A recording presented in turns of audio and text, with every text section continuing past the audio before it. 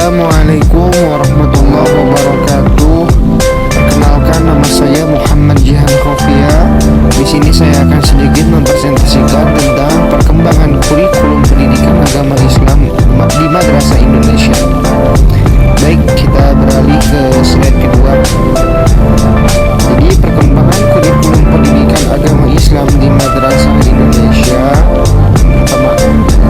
Pertama disebut kurikulum pendidikan agama Islam atau FRA, kemerdekaan of contents. Jadi pada zaman sebelum kemerdekaan Indonesia, yang pertama di situ pendidikan pada masa itu yaitu dipengaruhi oleh para kolonialisme ya, yang berpusat pada agama penjajah. Jadi pada zaman tersebut atau pada zaman FRA kemerdekaan itu belum ada yang pendidikan agama Islam secara legal gitu. Karena pada masa zaman itu masih dipengaruhi oleh kolonialisme yang berpusat pada agama penjajah. Yang kedua, konsep ideal pendidikan kolonialisme adalah pendidikan yang mampu mencetak para pekerja yang dapat dipekerjakan oleh penjajah. Jadi pada masa itu, pada masa pra kemerdekaan, sebenarnya ada pendidikan agama Islam. Tapi pada saat zaman tersebut, pendidikan itu diberikan kepada kita ya, sebagai kita masyarakat. Tapi pendidikan tersebut digunakan untuk mencetak para pekerja dari golongan kita. Jadi begitu kejamnya ya para penjajah pada zaman tersebut. Yang ketiga, tujuannya dipakai untuk menanamkan nilai-nilai dan norma-norma masyarakat penjajah agar mengiring penduduk pribumi menjadi budak dan pemerintah kolonial. Kita beralih ke slide ketiga. Di sini ada kurikulum Orde Lama. Kurikulum Orde Lama itu berada di tahun 1947.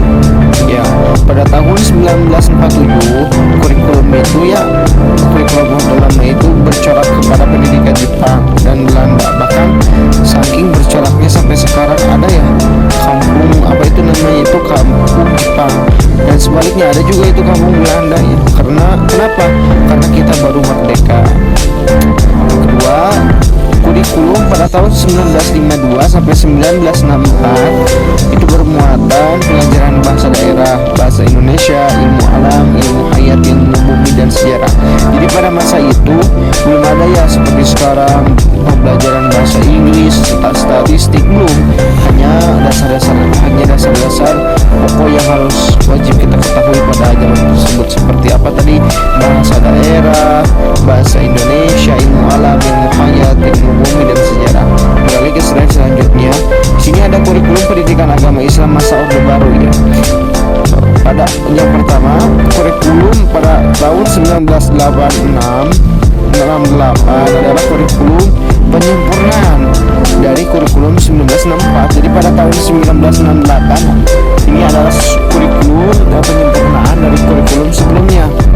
Yang kedua, kurikulum pada tahun 1975 berorientasi pendidikan meningkatkan secara signifikan sehingga efektif dan efisien, dan alhamdulillah pada tahun 1974 ada peningkatannya. Nomor 3, kurikulum 1984 pada tahun ini alhamdulillah siswa yang tadinya tidak bisa mengamati dan bisa mendiskusikan hingga melaporkan sebuah kegiatan belajar mengajar. Yang keempat, kurikulum pada tahun 1999 terbitnya UU Sisdiknas 02 tahun 1989. Beralih ke slide selanjutnya. Di sini ada masa kurikulum pendidikan agama Islam masa reformasi. Jadi yang tadi itu ada beberapa ini ya.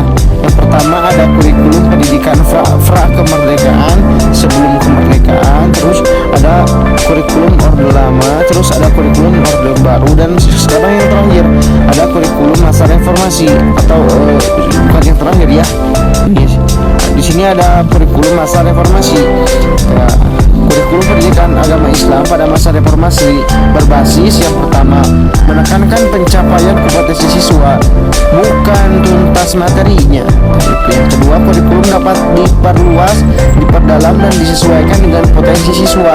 Yang ketiga, berpusat pada siswa. Yang keempat, berorientasi pada proses dan hasil.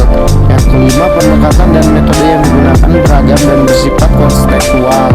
Yang keenam, guru bukan satu-satunya sumber ilmu pengetahuan. Dan sampai ke nomor 12 ya, bisa Anda baca sendiri.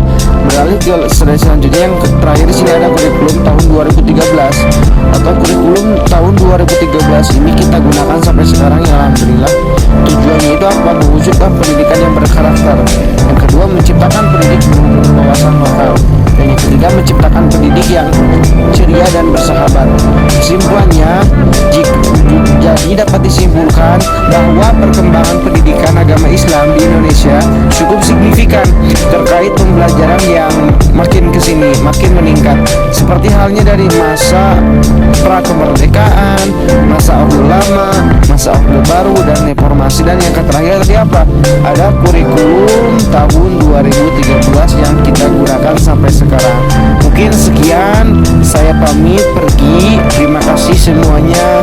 Wassalamualaikum warahmatullahi wabarakatuh.